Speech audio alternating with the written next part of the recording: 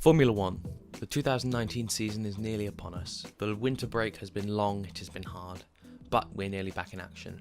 And that's what I'm here to talk about today, because on my Instagram I asked, if you don't follow my Instagram, this isn't car related, but there you go.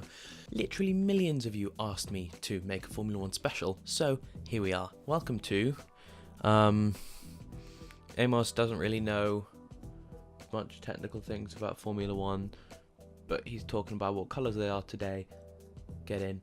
So, as I just mentioned, I'm a big Formula 1 fan, but I am not so great on the finer details, explaining the rules and the aerodynamics and the engine. All the finer detail stuff I'm not very good with. So, I'm going to recommend some channels here that are, these are the Formula 1 channels I watch and listen to most. Highly recommend that you go and check them out. So the first YouTube channel I think you should go and check out is Mark Priestley. He is a former Formula 1 mechanic who worked at McLaren. He's now turned a pundit and commentator. He does videos pretty much every day. They're really, really good videos if you want to learn technical things. And he does a great job at explaining things so people like me can understand them. So yeah, I highly recommend going and checking out his channel. And Mark, do you fancy a collab? I make good tea. Now the next channel I think you should go and check out is Chain Bear F1. Now Stuart over on that channel, he produces fantastic, primarily animated videos about Formula 1 and the rule changes and all the technical regulations, and he has a very specific art style. His videos are very recognisable. He's got this fantastic way of explaining the ins and outs of F1 on his YouTube, so I think you should definitely go and check that out. The final recommendation I have for you today is the 3 Legs 4 Wheels Formula 1 podcast. Now this is a bunch of guys from the Isle of Man who sit down at a table on a Monday night and just chat Formula 1 for 2 hours, and it is a formula that works fantastically. It's hilarious. They all know what they're talking about, they go off on tangents, they have opinions, and they all gel together really well. And it's great, it's hilarious. You need to check it out. I'll leave a link to that below as well. Anyway, with that all out the way, I know I'm a bit late to the party, but I'm going to go through each team, talk through what's changed, what's new, what's old, and what's happening into the 2019 season. Haas, the relatively Babin American team, have retained their driver lineup of the most crashy driver on the grid and the most aggro driver of the grid, Romain Grosjean and Kevin Magnussen. The biggest change for the team is their new title sponsor, Rich Energy, which is a rather dubious company from the UK, an energy drinks maker that nobody's actually ever seen a can of.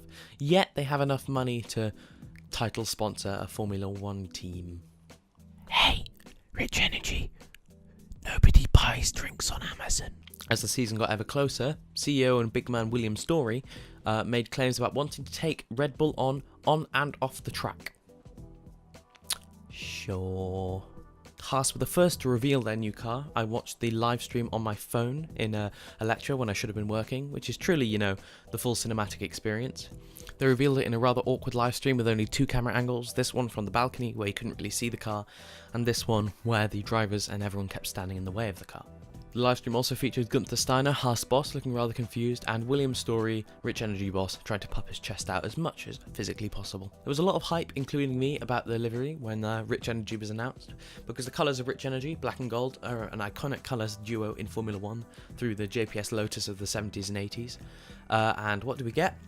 We got a black car with some brown on it. I mean, I admit the way they've integrated it does look kind of cool, but the biggest design element of the car is the Haas logo on the side pod, and that's white rather than just putting their own logo into gold. Overall, a bit disappointing. 5 out of 10.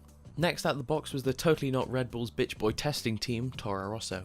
The Red Bull meat grinder has churned up the driver lineup yet again, with Pierre Gasly being promoted to the top team and Brendan Hartley being sacked for the second time. This has left places for the torpedo who has been fired twice by them before, Daniel Kvyat, and straight out the middle of Formula 2 grid, Alex Albon to step up to the mark. Toro Rosso, of course, the team who took the incredibly unpopular Honda engine baton from McLaren last year, and it actually went a lot better than expected, as it seems they have a more collaborative attitude with Honda rather than McLaren's attitude of here is hole, put engine in hole. They revealed their car in render form on social media, and they've taken a rather if it ain't broke don't fix it attitude to their livery design, as it is pretty much identical to last year, which I think is a good looking livery and it's very distinctive. However, I would have liked to see a couple of elements change just to make it easier to tell which was the 18 and 19 cars. Overall, not bad though, 6 out of 10. Oh, Williams. Having accumulated only 7 points in the 2018 season, a massive fall from grace from previous years. which is their worst result since 2013 when they had Big Daddy Pastor as one of their drivers. Since we already knew they had lost Martini as a sponsor, which sadly meant that one of the most iconic liveries of all time would be dropping off the motorsport grid, it was going to be a hard act to follow. So when they had their live stream and press event and they revealed the car, people were not pleased. When the covers came off, it looked like it was sponsored by a toothpaste company, but it was sponsored by Rocket, which is a phone company that no one's ever heard of. I mean, I just don't know who looked at an amazingly angular and flowing Formula 1 car with all these sort of curves, undulations, and thought, I know what will suit this. Gradients. Yeah, let's put Aquafresh on it. In their interests of fairness, I think that at least it stands out, it's colourful, it's not bland, so it'll stand out on the grid. And let's not forget that Williams this year has a very strong driver lineup. Formula 2 champion George Russell, who's been a Mercedes driver for several years, and possibly one of the greatest comeback stories in Formula 1 history, Robert Kubica. I love the Renault team. I think they're one of the best on the grid. They've had a solid growth in the last few years in performance, and I'm very interested to see, as are everyone really, what they'll be able to do this year. Having nabbed the most charismatic and interesting driver of the grid, shoe-drinking, major balls tripping, honey badger enthusiast Daniel Ricciardo from Red Bull, they pair him with their remaining F1 driver, Nico Hülkenberg. Personally, I think it's the strongest broski driver duo of the year, and I'm very interested to see how they perform and gel together. Team boss Cyril Abiteboul said, "We need also to get the positive opinion higher. Could you say that again? Resurrect a couple of good practice." No, that's just made it worse. Anyway, Mercedes is the only other team alongside Haas to retain their driver lineup from 2018. They have 5-time world champion and #blessed himself Lewis Hamilton, alongside espresso drinking world champion Valtteri Bottas. Last year they faced strong competition from Ferrari, with Ferrari often having the better car for the majority of the year. Despite the hardships last year, Hamilton was unstoppable. He managed to wrap up the driver's title with 2 races left to go. I think it goes to show what good form Hamilton's on, he's able to do that. As last year, Mercedes revealed the car in Silverstone just before they went on their shakedown. I think the 2019 car looks amazing. I'm a big fan. The concept of evolution, not revolution, given the fact how iconic the Silver Arrows brand is, and the way they've integrated the star Mercedes logo into the gradient pattern is amazing. And I mean, just look at it. It's just a thing of art, really. If I had to pick holes, I preferred last year's driver numbers, as each driver had their own colour and it was more obvious to tell the cars apart as they were on track. But I'm sure that's something I'll get used to. I think there's going to be a lot of pressure on the team this year, as testing is just finished and Ferrari seems to have the stronger car, but often that happens, that Ferrari show their hand a bit more than Mercedes, because Mercedes essentially have been just doing long runs. It's not that representative. You can't tell a lot from testing. But I think the thing people are going to be looking at most this year is Valtteri Bottas. Now last year he failed to win a single race in the best car on the grid, and that showed. He was denied a couple of victories, he had terrible luck, and he seems to have done a lot of work over the 2018 winter break to come back in 2019 as a stronger driver overall, and that remains to be seen whether that'll work or not, or whether Hamilton is just too far gone. Overall, great looking car, great looking lineup, 9 out of 10. Red Bull. Every single year they release a car in a funky looking testing livery and everyone loses their minds.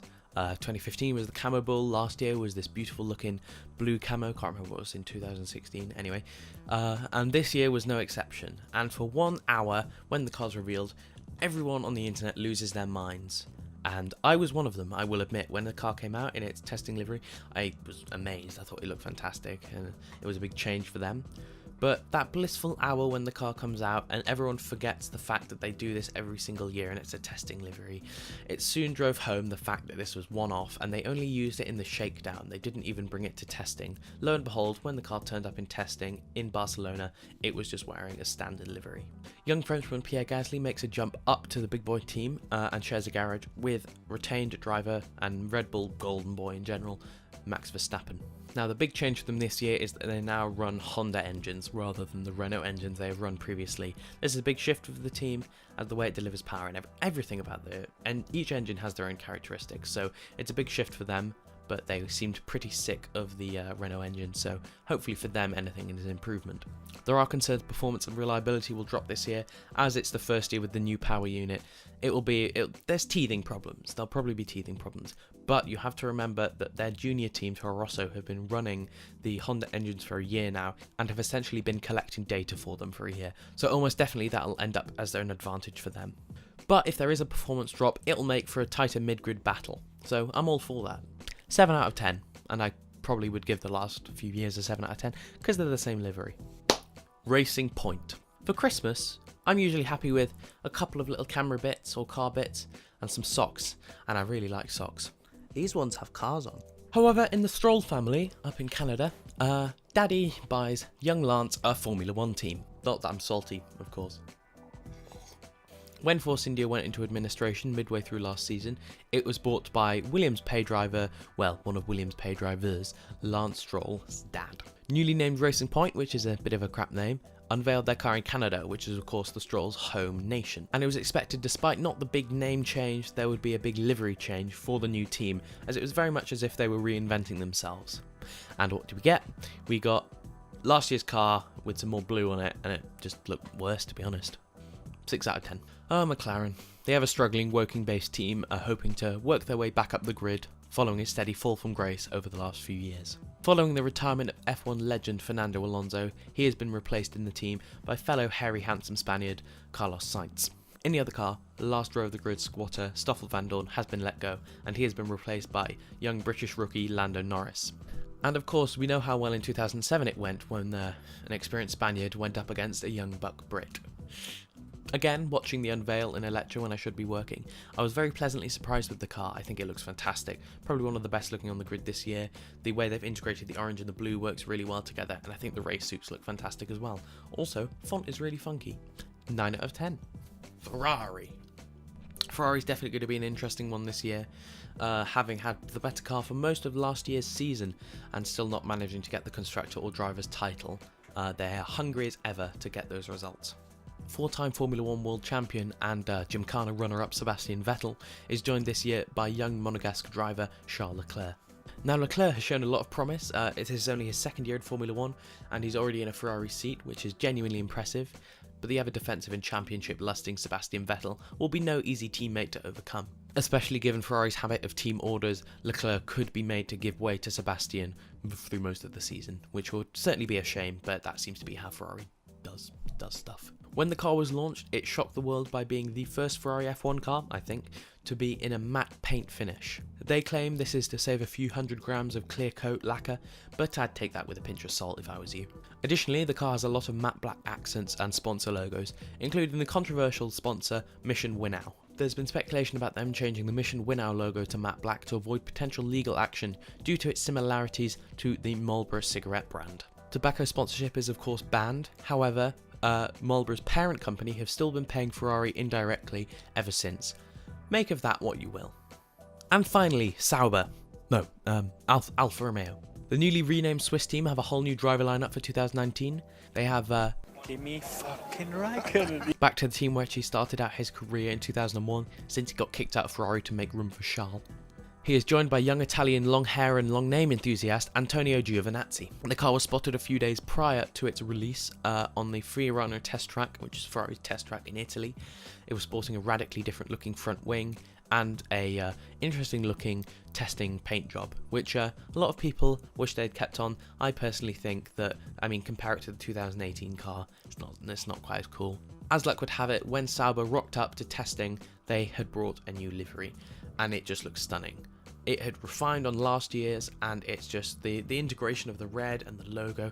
It's just a fantastic looking car. The deep red and the white work so well together. Very iconic Alfa Romeo colours. And it just looks great. 8 out of 10. So that's all the teams. Here are my scores. I know I'm very late to the party talking about livery reveals, despite the fact that, it's at least pretty much 2-3 weeks ago. Anyway guys, that's the end of the video, and thanks so much for watching. Let me know what you thought about this new style, just rambling on about one subject. Please do let me know in the comments, and leave it a like, and follow my Instagram, and make sure to check out these guys as they make great content, and I will see you guys in the next episode. Bonnet, young men.